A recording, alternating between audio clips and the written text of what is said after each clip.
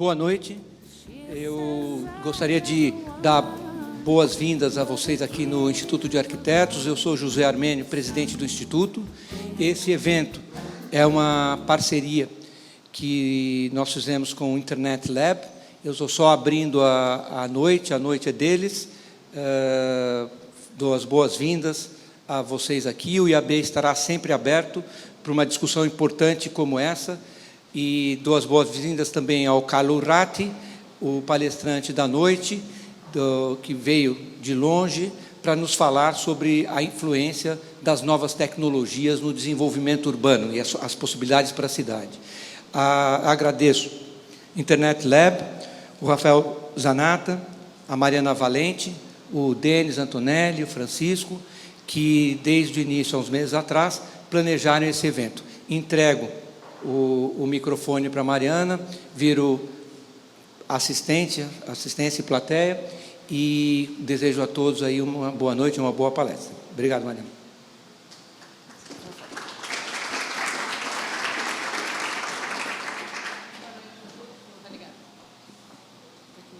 Alô?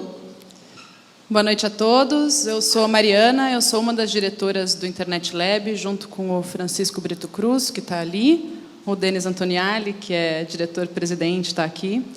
O Internet Lab é um centro de pesquisa em Direito e Tecnologia, é uma associação sem fins lucrativos, e a gente se dedica à produção de análises interdisciplinares e à promoção de debates em assuntos relacionados à política de internet.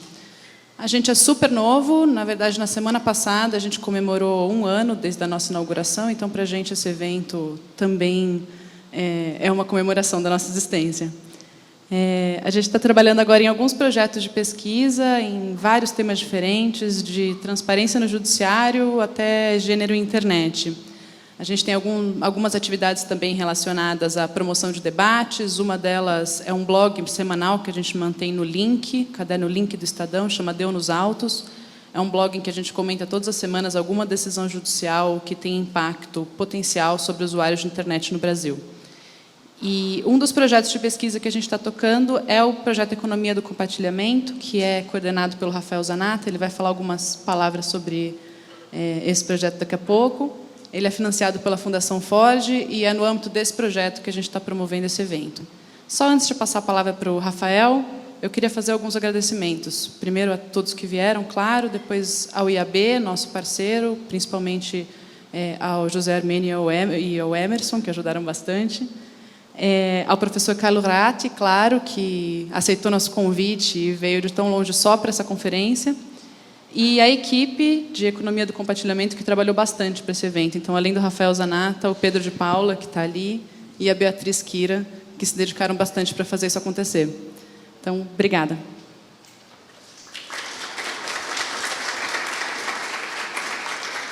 Bom, boa noite, pessoal. É uma honra tê-los aqui no IAB, nesse evento do Internet Lab.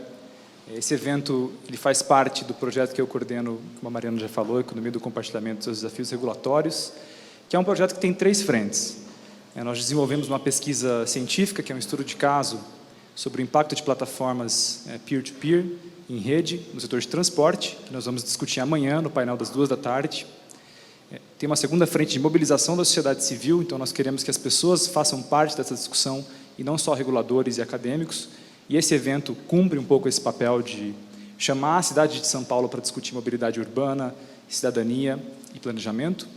E a terceira frente do projeto é a produção de um livro que sairá ano que vem, que é um pouco de uma compreensão teórica, como teorizar sobre a economia do compartilhamento e por que essa agenda é importante não só para a economia, mas para direito, urbanismo, sociologia e outras frentes. Então, eu queria só ressaltar o convite para que vocês voltem amanhã para participar dos painéis. A nossa proposta aqui é de fazer um evento que tenha bastante discussão. O próprio professor Kalu Ratti disse que ele prefere discutir um pouco mais com vocês hoje do que fazer uma apresentação muito longa. E a nossa perspectiva é de fazer um evento participativo em que nós possamos entender melhor as perguntas que estão mal formuladas ou mal identificadas do que propriamente oferecer respostas para essas novas temáticas que estão aqui no nosso evento. Então, eu queria dar muito boas-vindas e agradecer o esforço de vocês em vir para cá e participar do nosso evento. Muito obrigado, tenham um bom seminário.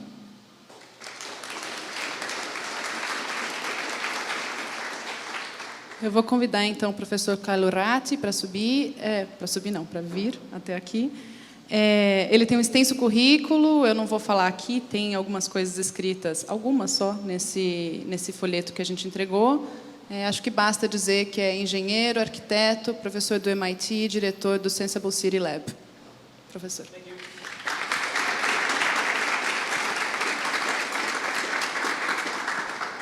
Thank you, and good evening, everybody. Can I ask you first, who's listening in Portuguese or in English? I mean, who is okay with English? Most of the people, okay. In Portuguese? Okay. No, this is good. I just to know a bit the speed of, to see who had to listen to translation and so on. But anyway, first of all, thanks a lot. Thank you very much for the invitation. It's a pleasure to have an opportunity to be back here in Brazil and in your beautiful city.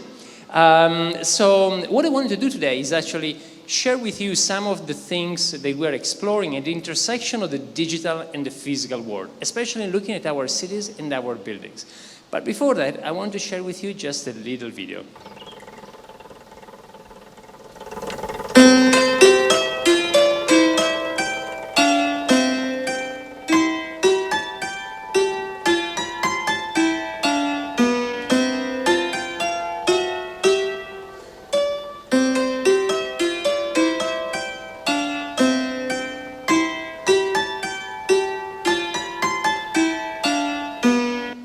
So, and this video is the famous Joyeuse de Tympanon. It's a French little mechanism that was done. It was actually owned by Marie Antoinette in the 18th century. And I think it shows something quite interesting of how humanity has always been passionate and excited about the idea of, bringing life to the things we do around ourselves, so giving life to inanimate objects around ourselves. And you see that here, you see this, this is Michelangelo's Mose. When he sculpted it, supposedly he took a hammer, he threw it at the Mose, there's still a little chip on the knee, and he shouted, "Perché non parli? Why don't you speak?" The idea that things around ourselves can start to speak back to us. And if you look at beautiful examples of Baroque architecture, or beautiful examples of liberty and Art Deco and Art Nouveau, you see all this constant struggle to capture movement and life in the environment around ourselves. And this is something that still happens today. If you look at this, that's a bridge by an Iraqi architect based in London called Zaha Hadid, that's in Zaragoza. If you look at that bridge tries to be alive, tries to be like a fluid living architecture. But at the same time, there's a tragedy in this architecture. And the tragedy is that it looks alive, it looks fluid, but it's actually dead. It's made of stone, it's made of steel, it's made of concrete. So it doesn't move at all, it just tries to do it, but it doesn't do it. And in the history of architecture, there was actually another line of research that tried to explore the same thing, but from a different perspective. Instead of trying to do something that looks alive and that responds to us, trying to create a more interactive and playful way for us to exchange information with the environment. What you see here is actually the Fun Palace. The Fun Palace was a proposal by Cedric Price. The Centre Pompidou in Paris actually came out and was inspired by the Fun Palace. And the idea that Cedric Price had was that really cybernetics applied to architecture, applied to cities, could make a much more dynamic interaction between us and the built environment around ourselves. And cybernetics, is that mix of art and science which begets inanimate objects that behave like living systems. So the idea that we can actually try to create a more dynamic interaction with things around ourselves. Well, this is what Cedric Price was trying to do in the 1960s and 70s, but today actually is becoming reality. If you look at this, you see our cities have been covered, layered, with many different types of digital information. It's about the internet entering physical space. It's about the Internet of Things, so the Internet of everything. And because of that, the way we can actually interact with our cities is changing.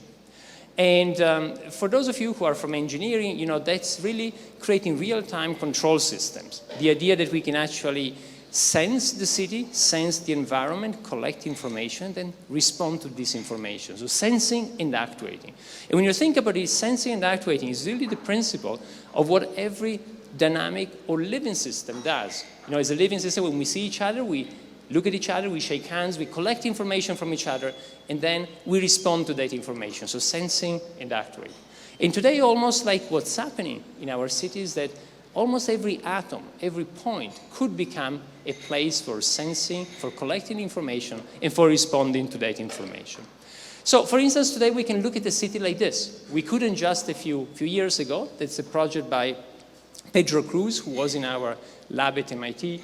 It was a MoMA, the Museum of Modern Art, and it's the city of Lisbon mapped using billions and billions of data points collected from taxis as they moved through the streets. So it allows you to see the city as a living organism. Sorry, before I started, and I'll show you another project. It was one of the first projects we did. Again, you know, you can use sensors in taxis like GPS, but you can also use cell phones that we all have in our pockets. So one of the first projects we did at the lab is a research project was take a big city, in this case the city of Rome. We exhibited this at the Venice Biennale, a big exhibition about art and architecture in Italy every couple of years. And what we did was actually get data from millions of people in the city of Rome through the cell phone network in order to understand in real time what happens in the city. And what I'll show you now is actually a video for a very special day. That was the day of the final of the soccer World Cup. And that was 2006, almost 10 years ago. Unfortunately, Brazil was not in the final that year. It was Italy and France playing. Italy won. And look at what happened in the city of Rome, looking at data from the cell phone network. So you see, here you see the river, you see the Colosseum. It's before the match. The match was in Germany. Italy and France playing. So this is before the early afternoon, people moving in the city. And then the match begins, silence. Nobody talks anymore. France scores, Italy scores. Halftime, people make a call and go to the bathroom. And then the second half, end of normal time, first overtime, second, a famous headbutt by Zidane, and finally, Italy wins. And that night, everybody goes to celebrate in the city center, so you see everybody moving up there. The next day, everybody comes back from Germany to meet and they go and meet the prime minister. So everybody goes to celebrate in the center. By the end of the day, actually, you see down there, there's a place called Circo Massimo. It's a place where since Roman times, people go and celebrate, and you see a big peak at the end of the day happening over there. So the idea that we can sense really things in the city at different scale in a way we couldn't before. So you saw the scale of Lisbon, the scale of the taxi and the GPS, a bigger scale using cell phones from millions of people like in Rome. You can look at the global scale. Well, this is something we had again at MoMA, at the Museum of Modern Art in New York. We look at global telecommunication flows. So you see how New York connects with all of the planet. And here you see how that changes because of the time of the day. It was real-time information, so you can see exactly in that moment what was happening in New York City and how New York City connects and that changes over space and time. It changes geographically as you move from one part of the globe to another, but it also changes over time as it's day and night in New York and in the places you're connecting to. So what you see in a moment, you see London. If you zoom in, you see, that's London waking up in the morning. And then you see all the main capitals in Europe connecting to New York. You see South America, you see Sao Paulo, the big spot down there. Also Rio and the other key cities. That's morning again coming to South America. You see Asia going to sleep. You see Beijing, Shanghai, Singapore, Bangkok, and also Mumbai and so on. Africa, quite sad. Look at, out of all the top 300 cities, only one, Cape Town. I think Cape Town and Joburg down there, and then Australia. So how we can look at connect and use this information from networks at the different scales, from the local scale to the global scale. In some cases, we can actually not just use a network which exists, such as the AT&T network or the network or the cell phone network. We can actually deploy sensors in order to understand what is going on. In this project, we looked at that computer. The computer here on the table. So today, you know everything about the computer. Every chip in it, you know where it was produced, how it moved on the planet, how it became that machine. Today we know everything about the global supply chain. But we know very little about what happens when we throw it away. We don't know the global removal chain, what happens to objects when we stop using them. Sometimes this is what happens. From Europe, a lot of e-waste is shipped illegally to Africa, from the United States to Asia. So our idea was, what if we could develop a little chip to put on trash and then start following trash around? We didn't find anything off the shelf, so we had to design the thing. It's almost like designing a miniature cell phone that only gets its location and sends it back. So it's the little thing there. It has to last for many months and simply get the location and report it back. We did the first...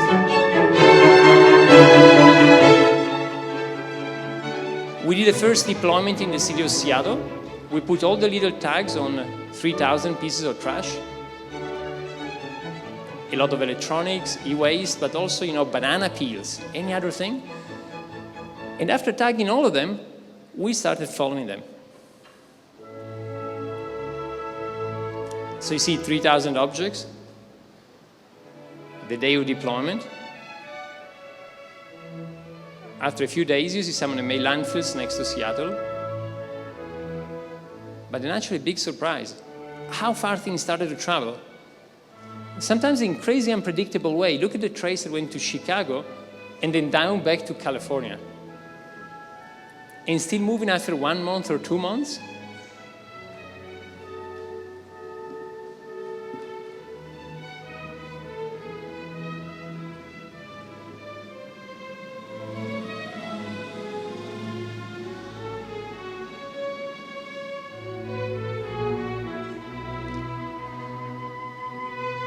We thought the Farewell Symphony was the right music.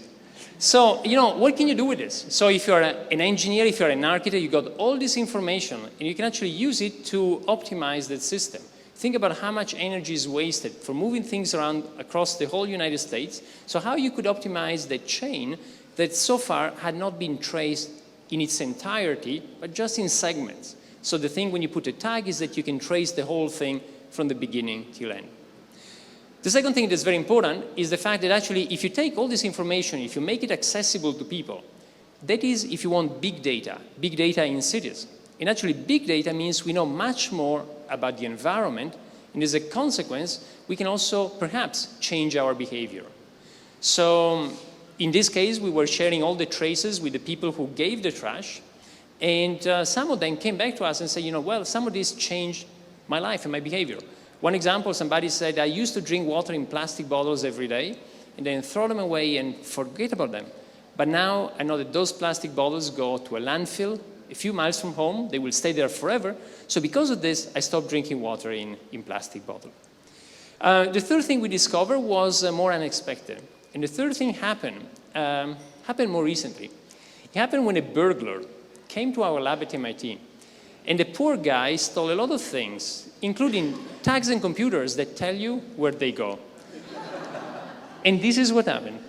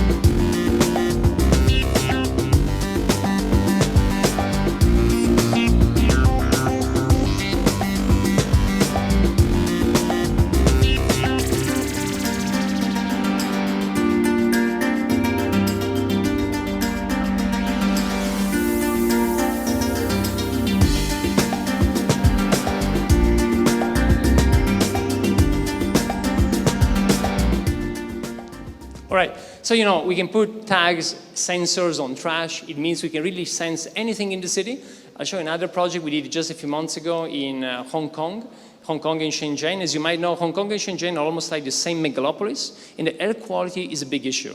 Now, air quality in the past was measured with big measurement stations placed in just a few places in the city.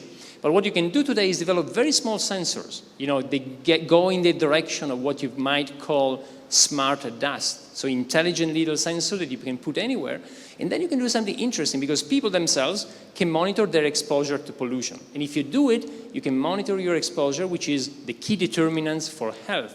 And then you can share this information with other people. So it becomes something that helps you, again, to better understand your city, but also take action, either because you change your behavior or because you tell the politicians to do something for it. So in the video, you'll see the project we did in Hong Kong and Shenzhen, and look at how different air quality is on one side of the border and the other side of the border. Same megalopolis, but in the middle, you got the mainland China border.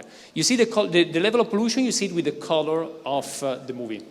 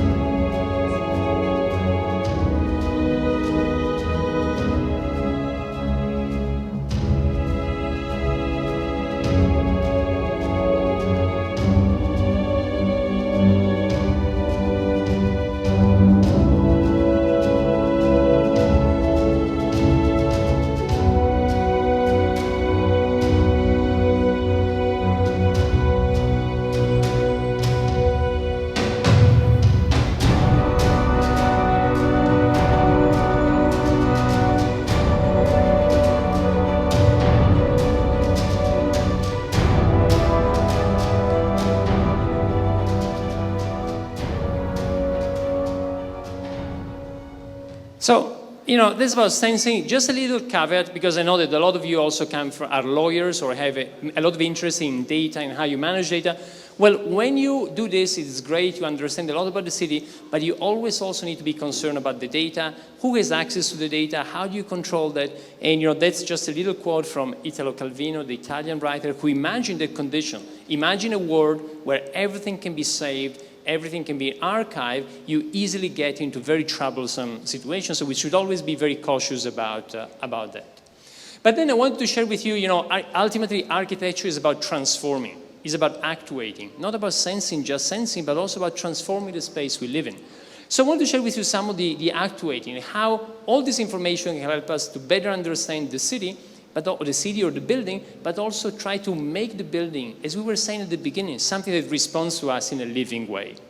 I want to share with you, this is the first project I did when I get to MIT, a little over 10 years ago, and we did this project that was like sand. You would make a model out of sand, you would change the shape of the model, and then you had like a laser scanner at the top that would get a three-dimensional model of this in real time, and then you could analyze the model and send back information to that. So you would make like a living model by changing it with your hands, collect that information, and then sending it back. I did it when I was at Media Lab at Tangible Media Group, led by Hiroshi Ishii, so we did it together, and it became like this kind of magic model. Now, when we were doing this, however, we had a dream at the time. And the dream was, imagine we could also control the sand from the computer. Imagine the sand could be controlled not only with our hands, but also in a digital way.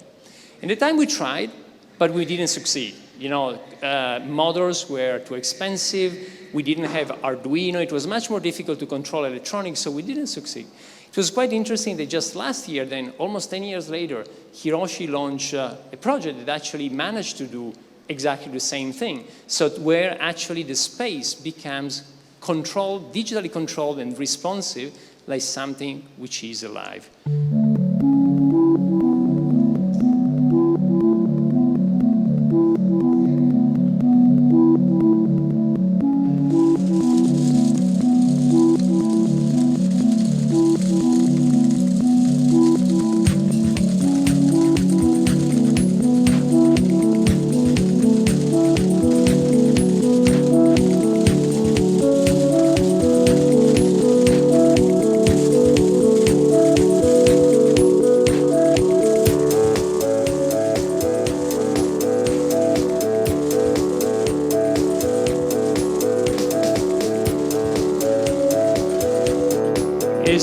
not there, so he's away, but you get that information in.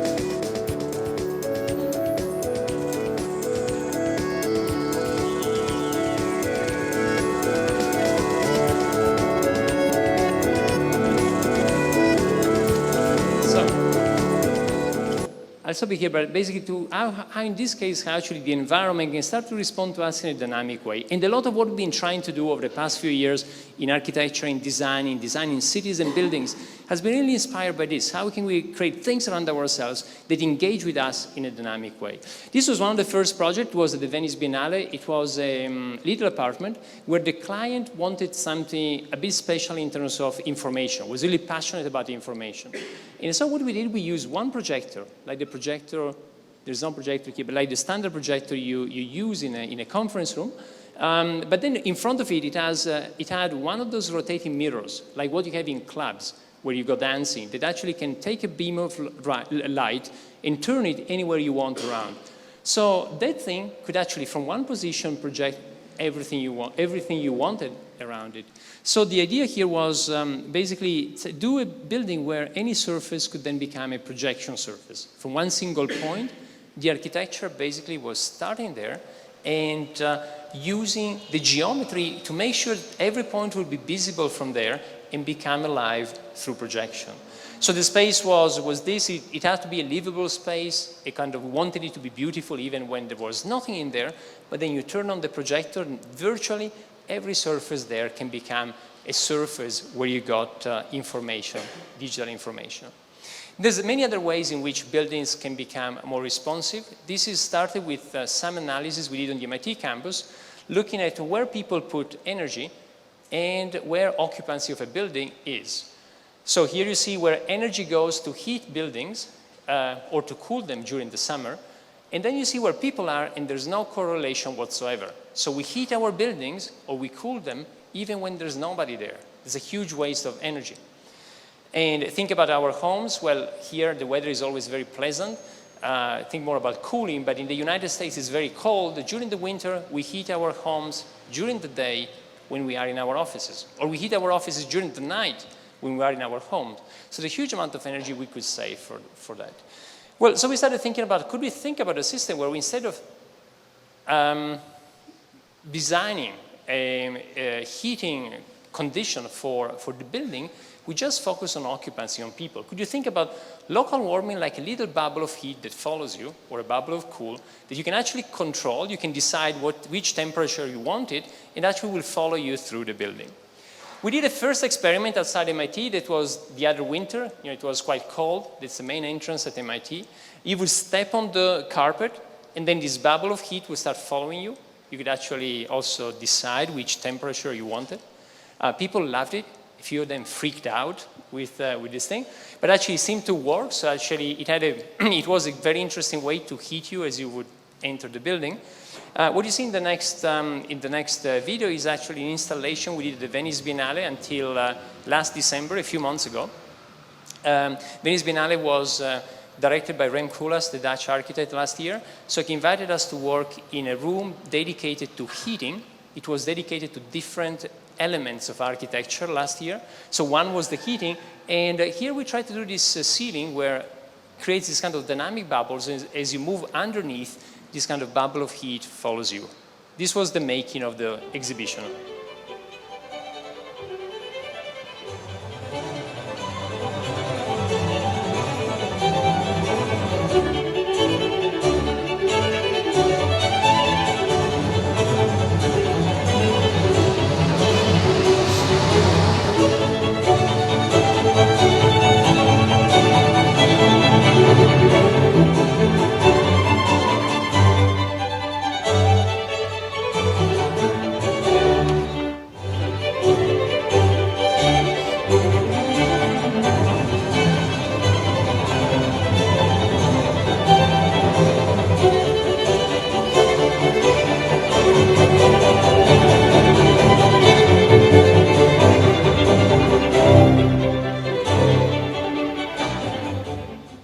And you can think about it for heating, of course. You can think about it for cooling as well. This is something we've been doing in Dubai.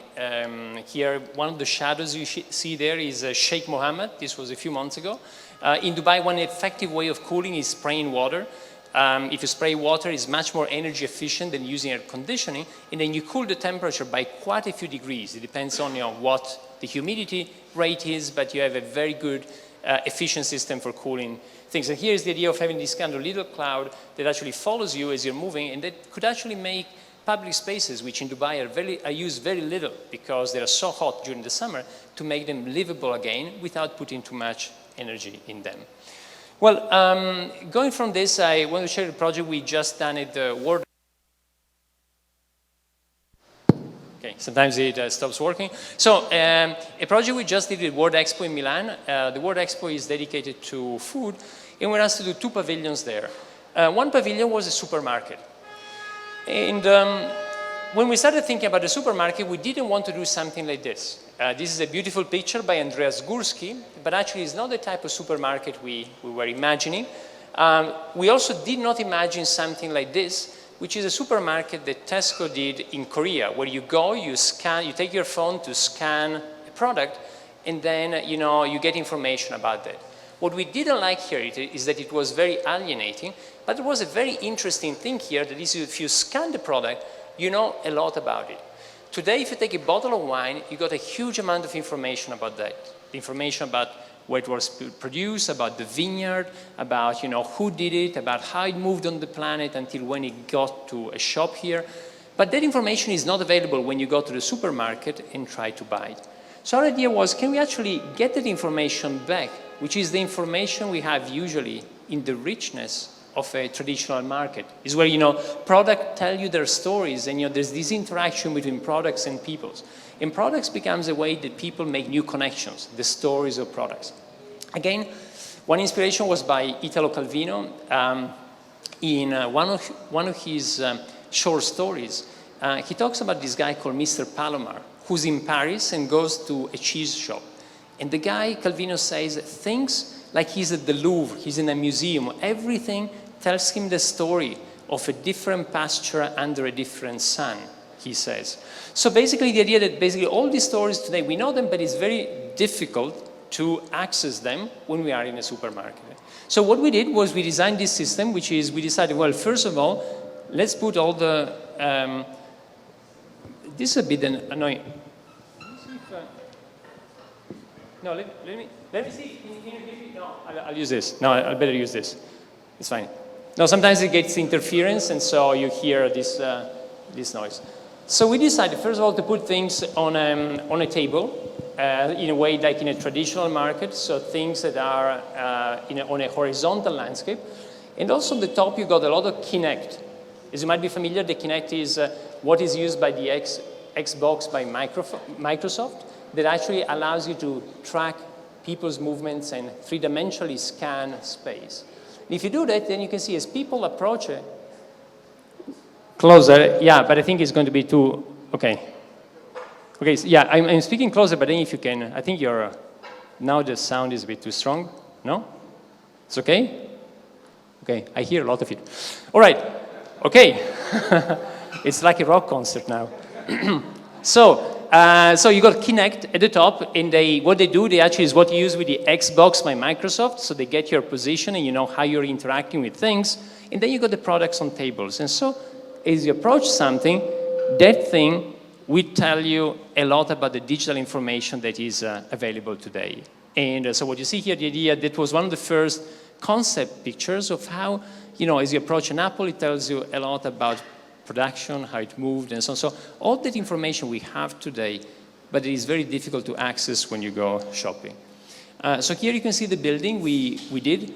We were given a box, and we actually did all of the interior and the design of the inside. You see some of the initial renderings of how people would interact, and all of these mirrors would actually reflect the products and add information almost in a seamless way. And I'll show you very briefly some of them. I'll show you also the outside. We were given the task to do all the architecture, but they gave at the beginning just a box that was pre-made. Just, they were in a rush with the expo, so they made a box. And they said, well, you can do all the inside and also the outside you can cover.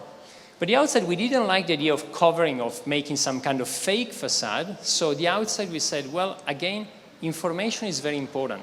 And in this case, we turned the big facade into a huge display of information by building a plotter on it. So you see, that's almost like a robotic graffiti system that goes around and can actually turn the facade as well into a big display of information about products. You see here actually the prototype, the first prototype of this system that goes around and allows you to use the facade as a display. It turned out to be the biggest plotter ever made. And here you see the inside, so when nobody's there, you see the products, the reflection and the digital information, but then when people approach it, it has been super successful, and now they want to clone it in other places. It becomes like a seamless way to interact with products and how products can tell us their story, but also start new interaction between people and people. You know, why is it that we have Airbnb today we didn't 5 or 10 years ago? Is it because digital information allows us to trust people renting an apartment and the quality of the apartment? So when you do the same with products, you can also start new dynamics so that people, the supermarket can become almost like a peer-to-peer place where people can exchange products with each other, and that's one of the things we are testing at the Expo. I want to share with you another project we've been doing at the Expo. It's still open in Milan until the end of October. In this case, we started, we're inspired by self-driving. And as you might know, self-driving cars are a reality now.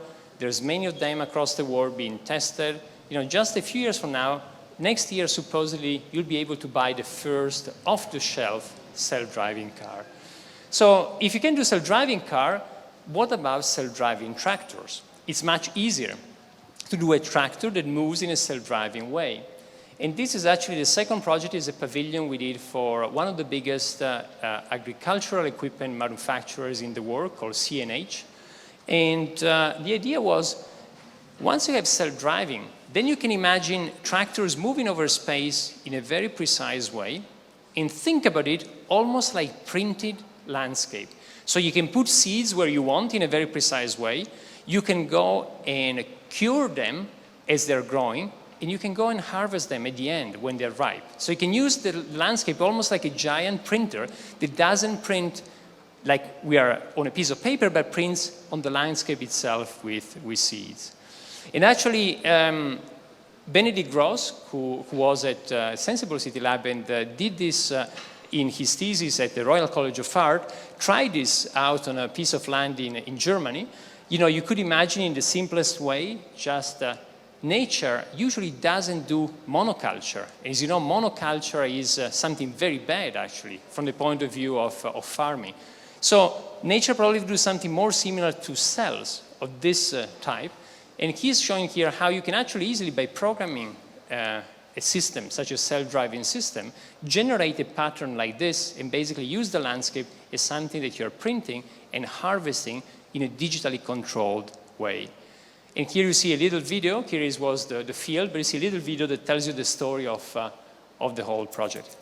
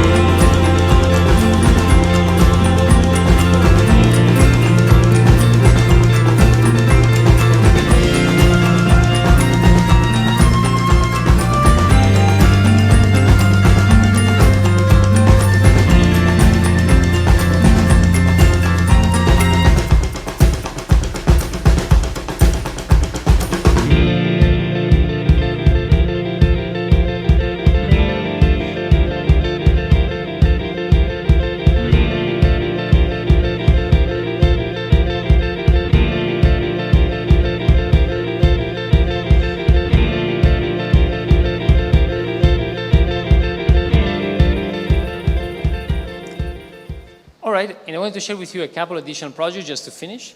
One is a project we're working on for Rio, for the Olympics.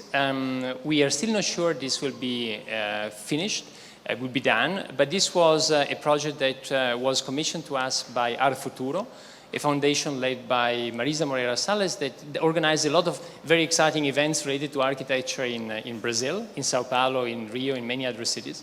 And what she gave us as a brief was, can we do something that could be both a public space where people can learn a lot about water, which is such a very important problem all over the world, and especially in Brazil with the water crisis that's happening today, or in Sao Paulo and in other parts of the country. But also at the same time, something that could become like a public space for the Olympics, kind of like a gathering, a focal point during the Olympics. And here what we decided to do was, again, to use digital technology, but in a different way. Usually you use digital, as I was saying before, to do something that responds in a dynamic way. And you want to use it to do something that, in a certain sense, respond by moving. Here is doing kind of the opposite. It's responding by being static. If you're familiar with the Segway that you use for going around, well, the Segway uses an unstable equilibrium, and digital technology is used in order to keep you exactly vertical in a position that otherwise would not be possible. And here something similar, the idea that actually you can create an architecture by carving out some water, in the water, carving out some space, and creating a public space on the water, but exactly on the waterline. And what it does, in a similar way to the Segway, but using the technology of submarines, it just changes the flotation so that you're always at the water. Something that usually is very difficult to get because if you're on a barge, you're quite high up. And you cannot be that close because if you put more people, then you sink.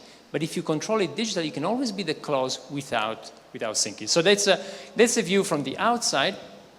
And the idea that when you go inside, you got a lot of digital information, what we call the water lab, a lot of digital information about water quality being collected in real time around Rio and around Lagoa.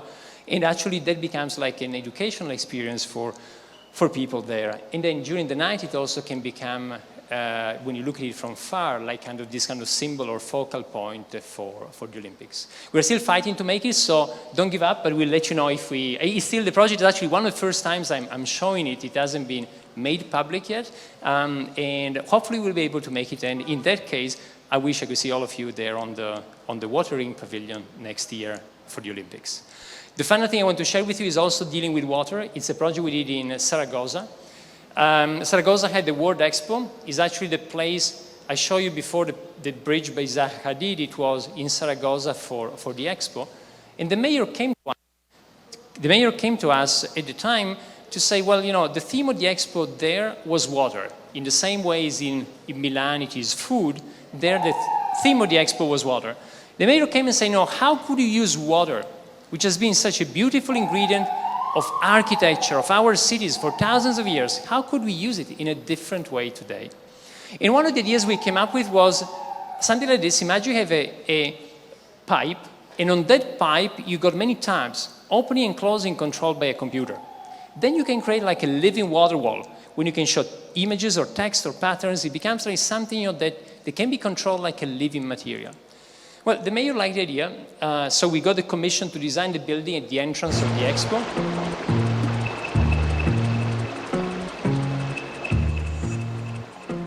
The building is called Digital Water Pavilion. No doors or windows, but when you approach it, it opens up to let you in. All of the walls can show images or text or patterns. Inside, if you've got more or less people, spaces expand and shrink based on occupancy. The roof is also covered with a thin layer of water. And then if you got too much wind, you can lower the roof to minimize splashing. Or at the end of the day, you can close the building and the whole architecture disappears. Hopefully without anybody underneath. We got sensors for that as well, don't worry.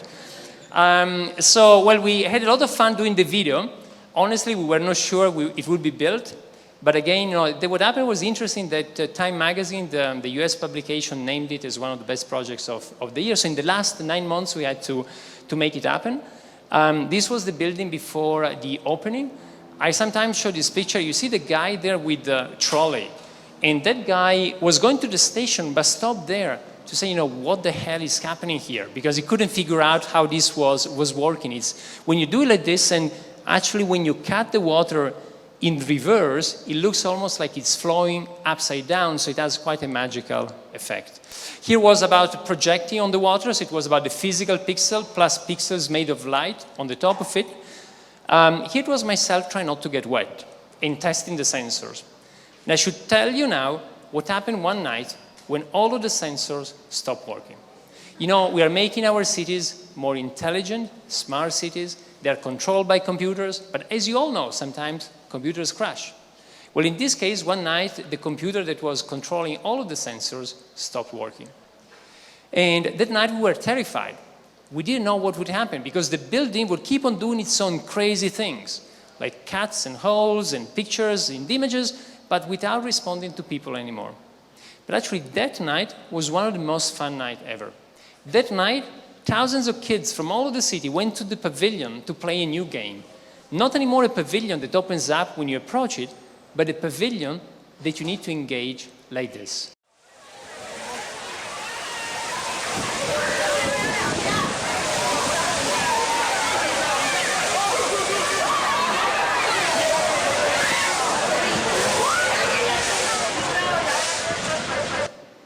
And for us, it was an important lesson because, as architects, as engineers, we always think that we know how people will use the stuff we design.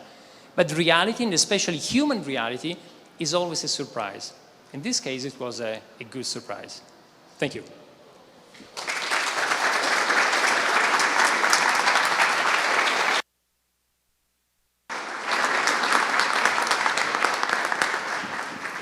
I kept the presentation a bit shorter so we can interact more. I have more slides, so eventually I can use some of them in responding to some of the, but really it would be great to have more discussion and questions and comments, challenges.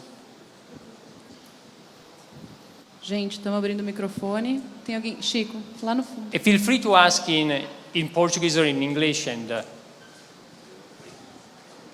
Hi, I have a question about some of the technologies that you mentioned that are that depend on the user. So I think it was the air quality control technology. You actually need to somehow activate that. You need a lot of people using that kind of thing so you know what the air quality is in different points of the city, if I understood it correctly. I have two questions related to that. One of them is, have you thought about how people are actually going to use it, and not just in terms of making it accessible, because almost everyone has a smartphone these days, but not just making it accessible, but making sure that people are actually going to use it, and what are the implications in terms of public policy? Would that possibly create some sort of bias towards neighborhoods that are more tech savvy or something like that?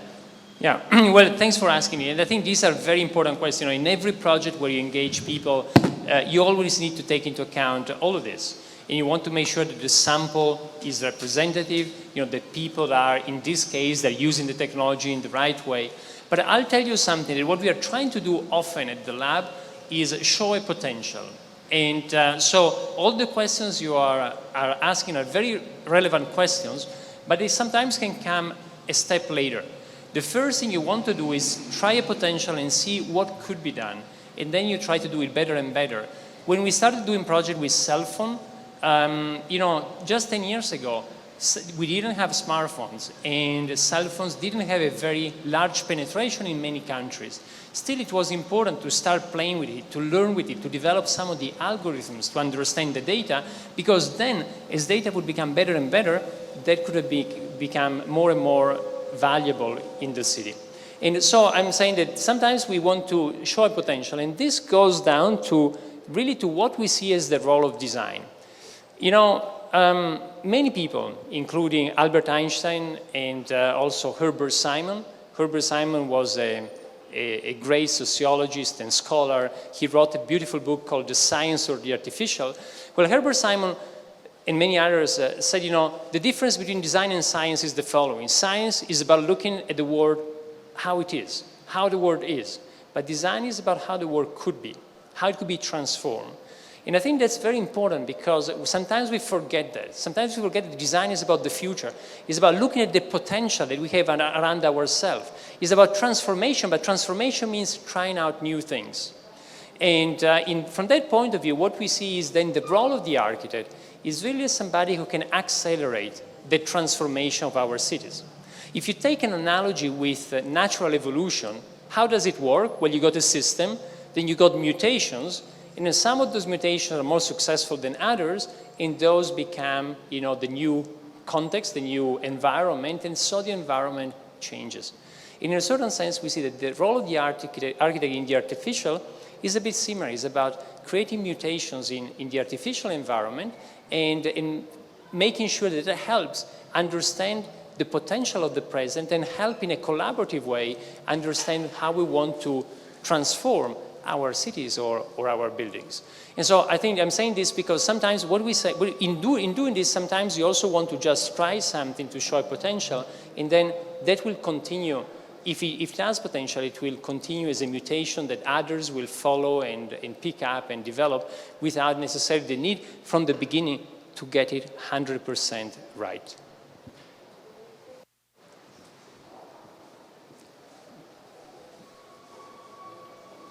Yeah. Here?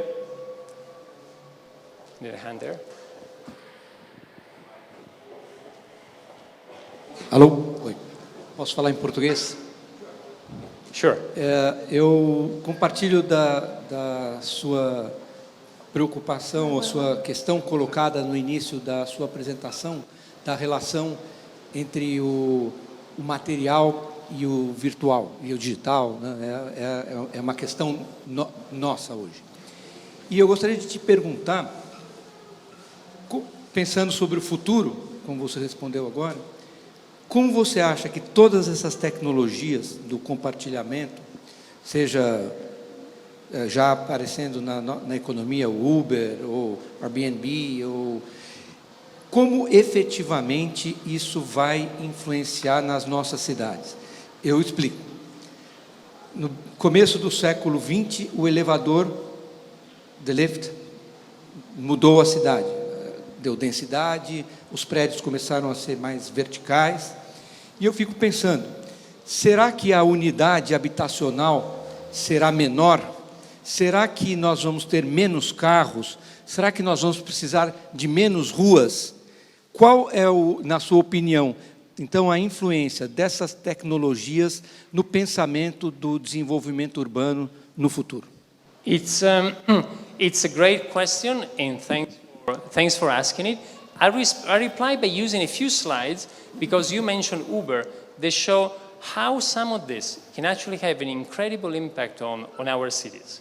And then I will give you, at the end, what I think my definition of architecture is, and how I think that this is really central to what architecture should be today. But first, let me show you just a few slides. Let me just start them.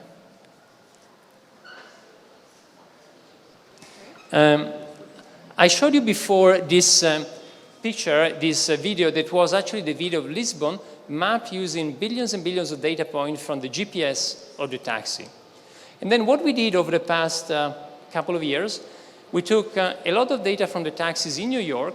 What you see here is pickups and drop-offs in New York. Here you see the airport. If you zoom out, you see all of Manhattan and the borough. So every dot is a pickup or a drop-off by a taxi. And then we ask ourselves, what if people could share taxis more? So if you look at that, between those 2 points in Manhattan, every year you got over 200,000 trips. It means almost 1,000 trips every day going between those 2 points. So imagine how many people could actually share mobility in the city. Now, I'll skip the thing, but when you got this incredible amount of data, big data in the city, when you want to analyze it, sometimes you need to develop new tools. In this case, we developed a system we call Shareability Network. It's difficult to analyze the problem I was telling you before about how many trips could be shared in a traditional way. If you do it mathematically in a traditional way, you would use linear programming, but when you got so much data, it becomes difficult. So we developed something we call shareability network. If any of you is interested, this is the paper, which is basically turning a dynamic problem into a static one and then analyzing it. And what you discover is quite extraordinary, is that in a place like New York, you can take everybody to destination when they need to be there, give or take a couple of minutes, and cut the fleet by 40%. So even if you remove the fleet, cut the fleet by 40%, you can still take everybody to destination when they need to be there. Now I'll tell you something funny, that we had these results, they were published, and actually Uber saw them. And we since started working with them, and as you might know, Uber Pool, which is not in Sao Paulo, I was using Uber today, but it's not in Sao Paulo, but it's most cities now, it's in Boston, in New York, in San Francisco, in Paris, is expanding, and it's one of the very successful product that allow people to share trips, actually is based on exactly on this concept. So, and potentially, as I said, you could cut 40% of the vehicle and still take everybody to destination when they need to be there. Now, the other thing is that I was mentioning before self-driving tractors, but as I was saying, self-driving vehicles are a reality. Now, this is what a self-driving vehicle sees. It's like a 3D scan of the city, which is similar to the human eye. It's a LiDAR sensor on the top of the car that actually scans in 3D what is around. And it uses this in order to navigate the city.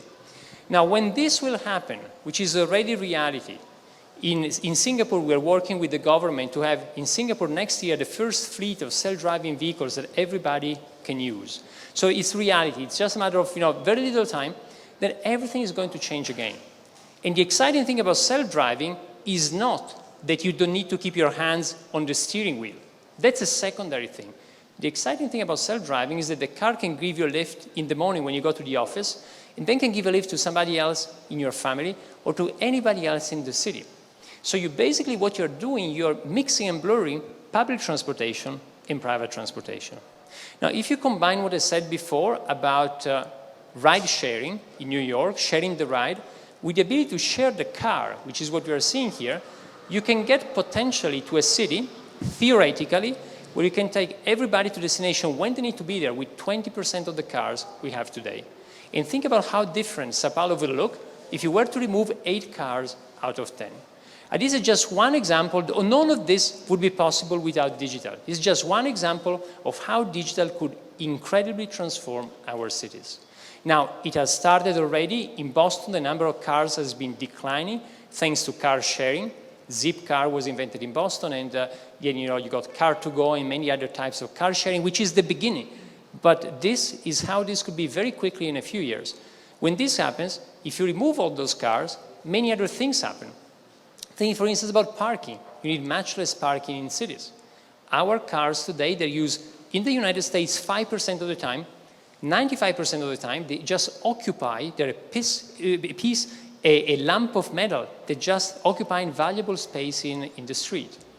And so if you increase that 5% utilization, you can actually reduce a lot of the parking space. One of the things that, again, we're doing in Singapore, there we're designing a tower, a skyscraper, and one of the things we're telling the government, think from the beginning about how that parking space could be reused later into different things, could be reconverted. Don't put it underground, because then it will be useless tomorrow, but actually put it above ground, but build it in a way that tomorrow there could be actually valuable space that you can give back to the city and to citizens. So all of these things, so this is just one example of how digital, nothing else than digital, can have an incredible effect on the mobility infrastructure, and in turn, the mobility infrastructure is going to have an incredible effect on the physical structure of our cities, from parking to the width of streets to many other things. Just for fun, I'll show you another quick thing, but this is more for fun. If you look a few years, this is happening already, and we'll see a progressive change. Incidentally, I was yesterday at the mayor's office in New York, and they are studying a lot this because the Uber there is really popular. And they want to really understand what is the effect on traffic, how this could be just a few years from now. The transformation is happening at an incredible speed. But if you look a few years from now, imagine when everything is intelligent, other things might change. And we all know this, it's a traffic light. And traffic lights actually came to our cities when cars arrived on the road. But if you think about an intelligent system, you don't need to have this. You can think about something like this. Don't try it yet. I presented it in Naples a few months ago, and they told me, so what is new? So again, you know, it becomes interesting to study mathematically. There's beautiful mathematics, even if it seems like a simple problem, an intersection can be quite difficult to model. And there's a paper that's just coming out, I think, next month, that we've been working on, where we looked at how to manage intersection in a slot-based way, and actually how to really create a framework for comparing different ways of managing an intersection. What you see here is actually the most sophisticated traffic light to the left. This is an intersection in Singapore. The number of cars is the same to the left and to the right. To the left, you got the most sophisticated traffic light. To the right, you got a slot-based system. And you see just after a few minutes what happens in terms of delay and numbers of cars waiting. And just again, you know, that's the impact of that is only digital, is only programming the city. So, yeah. So I'll stop it here. No, I use this slide. I have a few more slides, but I want to show this as an example in a tangible way. Digital programming in the city can have an incredible impact on our physical structure. And I wanted to finish. Some of you might have heard. When you do this, it's quite exciting because sometimes you can focus just on the software. You might have heard that the Tesla just did a software update a few weeks ago, and immediately that car changed completely in the way it went from 0 to 60, just by changing the software. And I think we are getting to a point where, again, our building, our cities are going to work in different ways based on how we program them. And to finish, I was saying, you know, what is then the role of the architect? I think the architect cannot escape this, because if you look at this, the impact is going to be incredible, but you need to be able to look both at the digital technology and at the mathematics and also the physical space. Otherwise, you just, you know, you cannot leave the city otherwise the risk is that you leave the city like it happened already in the 1950s and 60s in the hand of traffic engineers or other engineers. So I think architects first should actually be really focusing a lot on some of this. And I think this is the core of architecture, because architecture has always been about how we design the interface between us and the environment outside. And 3,000 years ago, that environment was made of stone. 100 years ago, it was made of steel and glass. Today, it's made of all of that, but it's also made of digital information. It's how we navigate space, it's how we orient ourselves, how we go from A to B in the city. So I think, as an architect, we cannot avoid engaging with that. Yes. Yeah. Hi, I'm Mader. I work with smart energy grids and smart home applications. You talked about sensors and actuators. My question is there any project that considers the transmission of the sensing data to create a virtual reality experience from one point to another? Yeah, it's a very interesting point. I think, you know, it's about, if I understand correctly, it's about, you know, what if you got all the data sensed from the city, can you actually use it to create a special experience? Now, think about what happens in Rio de Janeiro with the operations center that has huge amount of sensors into the city collected and going to this building where you see all of that. Well, you know, that is a way of how you can get that information. And of course, you know, they're not, I don't think they're using much virtual reality in Rio, but you know, you can have all that information in virtual reality. To me, even more interesting is how you make that information accessible to anybody, so that anybody in their pocket, not just the mayor's office in a big city, can have access to the data. Because then you create beautiful feedback loops where people themselves, we all can respond to the data. But it's a great point. So, yeah, two hands. One hand, then, okay. You're next. Hi, my name is Lucas. I'm doing the master in the University of São Paulo, and I'm researching digital infrastructure and this interface between this so-called virtuality and the physicality of the thing. And I'm going to ask kind of a political question, because what we see today is a massive lobby of the tech companies. I mean, Cisco, Siemens, Sun, all those guys doing intense pressure on governments and and city halls around the world. In Brazil, the campaign now is very intense, and so everybody from like São Paulo to like small towns in like countryside in Santa Catarina, which is a state in the south, are studying the possibility of using smart technologies for better management of their cities. And of course, no one is crazy enough to say that this is wrong.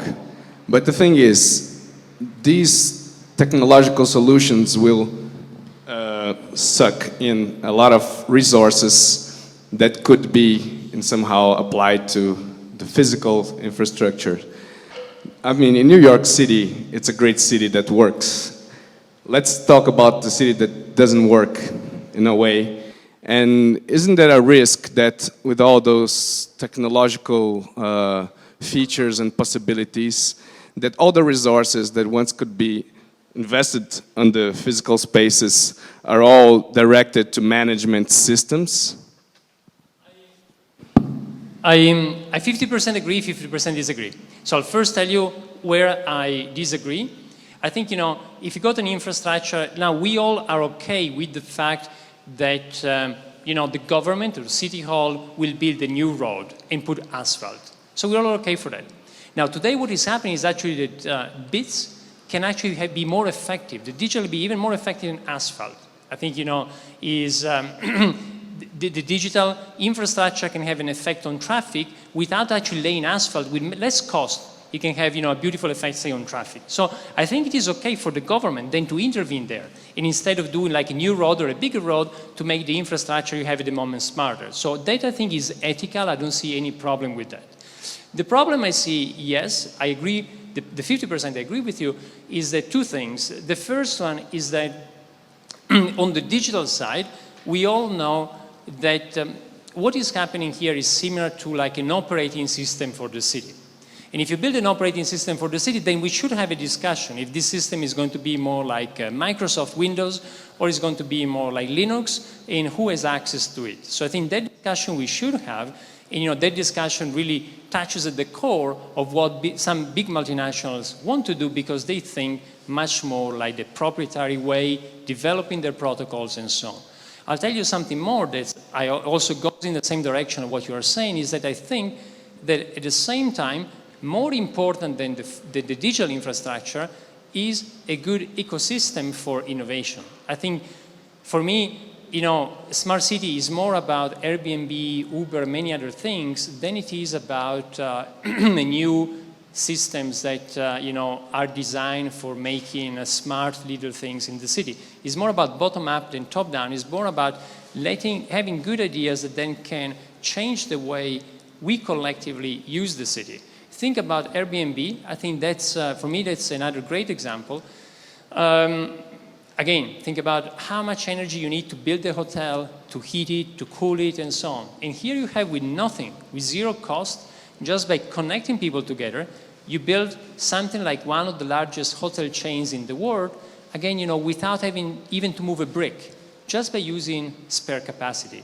And to me, that is an exciting example of how digital technology can help us to make our cities more efficient, but also to make interaction between us richer and more fun. So I think, yes, we shouldn't think just a smart city, which is like a city like a computer, but it's also the other component is how it's simply about living better together, and in doing that, enjoying life and, of course, saving resources. Pessoal, a gente está indo para a nossa última pergunta aqui na frente, mas a gente vai ter espaço e tempo para falar também no coquetel que vai ser servido aqui em cima, logo depois que terminar a palestra, tá bom? If I understood correctly, this is the last question? Or one more? Yeah, okay, the last question now. Last question, okay. Meu nome é Renata Seminha, sou arquiteta e já tinha visto uma das suas palestras, já tive essa oportunidade e fico muito impressionada em perceber que entre os tempos que eu assisti a primeira com Asaf Biderman e depois outra sua, a realidade não é amanhã e o futuro também não é amanhã, é tudo hoje. E o que é muito interessante do ponto de vista da tecnologia aplicada, digamos, à qualidade das cidades, ou da vida que nós desenvolvemos nas cidades, é que o que você está promovendo são oportunidades de políticas públicas. No dia a dia de projeto, o que eu sinto mais falta ao enxergar isso que você propõe aí é uma tecnologia que conseguisse juntar a questão do comportamento dos cidadãos com a capacidade ou com a velocidade dos governos de se atualizarem. Não porque sejam só mais, a administração seja mais ou menos lenta, mas porque se você não tivesse o celular, o seu programa não existiria. A partir do momento que existem esses dispositivos, a cada momento a sua pesquisa muda a ponto de chegar na digital dust. Na verdade, o foco do seu trabalho é impermanente. E a possibilidade de descoberta de novas pesquisas acontece a cada instante. Então, isso não é uma pergunta, essa última parte, mas sim um elogio à capacidade humana de inventar a cada minuto, seja a partir do erro, do computador que não funciona, da descoberta de uma criança e dessas interferências no processo de pesquisa tão aberta, num processo tão aberto quanto o que vocês vêm desenvolvendo. A pergunta fica sobre políticas públicas e a sua viabilidade de implantação. Thank you. Well, thank you. First of all, I think, thanks for all of the comments and for the question that you framed at the end. I think it goes back a little bit to what I was saying is the role of the architect. And I really think, so again, going back to some of the things we were saying before, the first thing is if design is about looking about how things could be, then how could we do it? By this idea of inserting mutation into the artificial. The good thing, there's two consequences of this, which are very different than how the 20th century thought about architecture. If you think about how Le Corbusier thought about architecture, well, some of you might have seen the beautiful picture of Le Corbusier presenting the Plan Voisin for Paris in the 1920s. And his ideas for Paris were very simple, were basically demolish the whole city, just leave Notre Dame and a couple of other things, and build all new towers instead. In that way, that approach was the approach of somebody, one person. If you look at some of those pictures, you see the hand of Le Corbusier next to the model, which was presented in 1923, I believe, at the Pavillon de l'Esprit Nouveau. And that hand is like the hand of the architect, but like the hand of God, himself making decisions for everybody else. Now, if you think that architecture, conversely, is about creating mutation that then people can adopt, you need to engage people. It's a way to propose something that then will only work if people respond to it. And the other consequence of that is that you cannot think that you got the truth. What you want to do is, like, in a similar way, many of you come from computer science. In computer science, there's two ways to hack into a system. One way is black hat hacking, if you hack into a system to destroy or create damage. But the other one is actually white hat hacking, which is when you enter into a system to show a vulnerability of the system so that people can fix it. And in the same way, as an architect, sometimes you want to do things that even don't go necessarily in the way you think they should go, to warn society, to say, well, is this the right way to go? To promote a discussion, to make sure that there is a debate about that. When we did the first project about cell phones, of course, now a lot of that has become mainstream. We developed some of the initial studies, are being used a lot later. But we also wanted to warn people, when you get all the data. When we showed it at the Venice Biennale, it was very, very evident in the exhibition that we also want to say, well, could be very interesting to understand the city, but it also has some threats, and we need to look at the threats as well.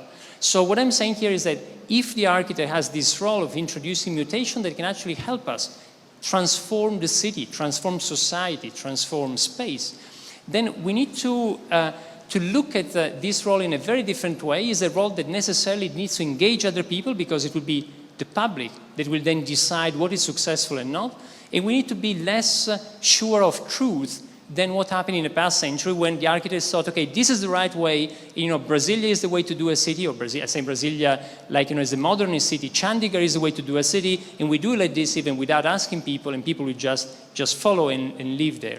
I think it has to be a much more dialectic way to engage with people. And actually, incidentally, these are some of the things we are discussing in the book that just came out, we called Open Source Architecture, that looks at how really open sourcing can have an impact in the way we design.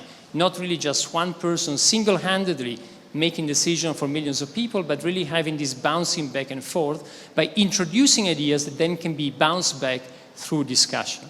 And that is really when, if I understand correctly, I listened to your question in Portuguese, so I hope I understood it correctly, but basically when you were talking about the impact with policy and with governance, that's really where I see it. I see that basically what our role can be as architects, as designers, is to look at some of this potential that we have, to make it tangible, to make what we do urban demos, which is almost like little mutations.